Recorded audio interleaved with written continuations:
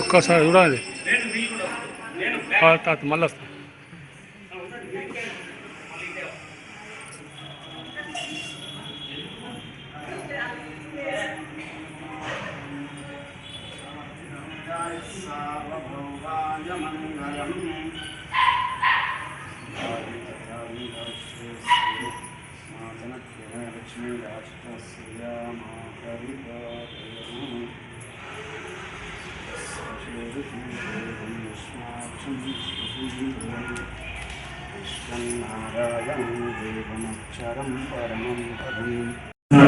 శ్రీ గురువారే బృహస్పతి దేవత ఉత్తర భూమిన చరణారవింద అర్పణ అస్తు.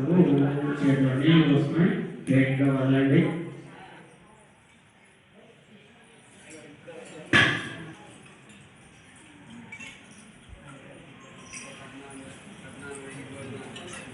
మీ బీజం కలిగండి.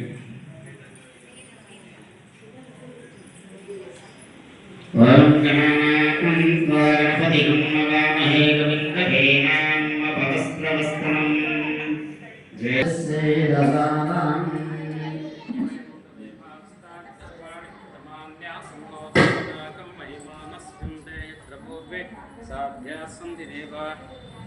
గచ్చ గచ్చ అనంత గచ్చ గచ్చ సురశ్రేష్ఠ స్వస్థానే పరమేశ్వర ఇష్టకామ్యార్థ సిద్ధ్యర్థం పునరా గమనాయచ.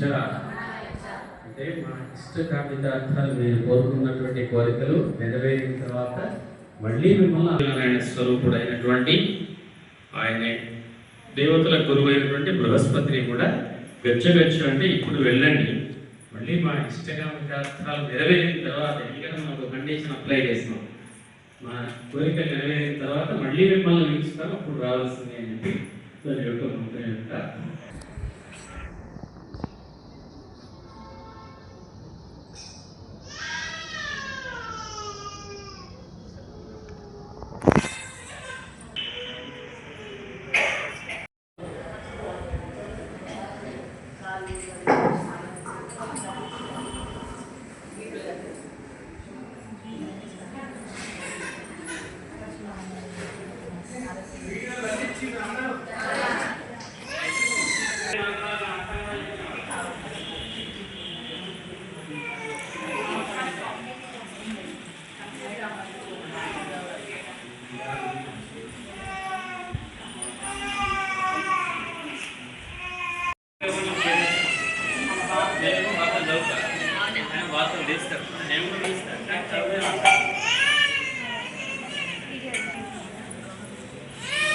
పూజ అయ్యేంతసేపు ఏడవలేదు,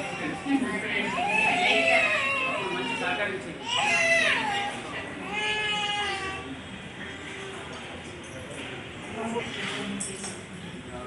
మీరు ఎవరన్నా చెప్పేది ఉంటే మీరు కూడా మాట్లాడవచ్చు 2 నిమిషాలు.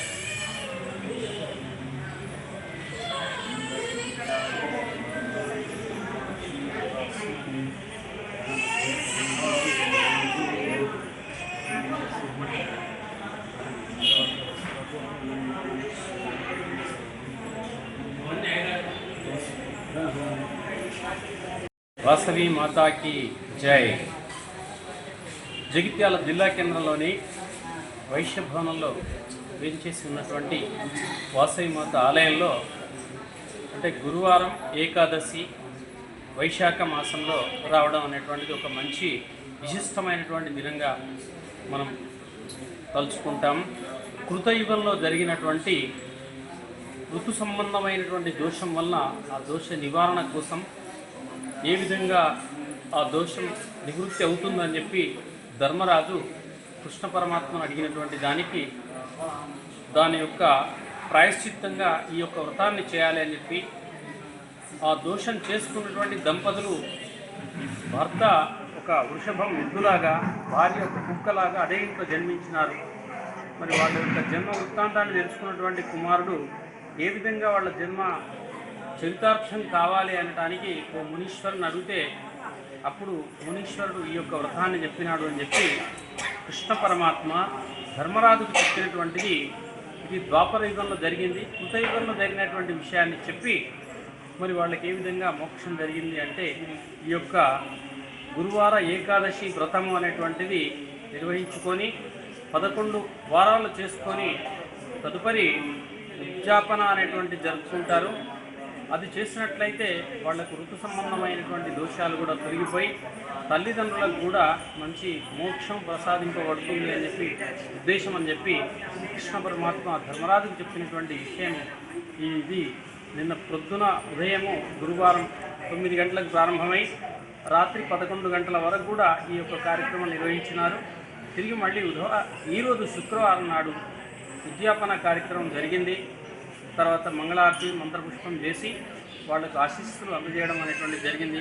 వాళ్ళందరూ కూడా భగవంతుడు ఆయుధారోగ్యాలు ప్రసాదించి పిల్లా పాపలతో చల్లంగా ఉండాలని ఆ వాసవి మాతను వేడుకున్నాం. జై వాసవి మాత.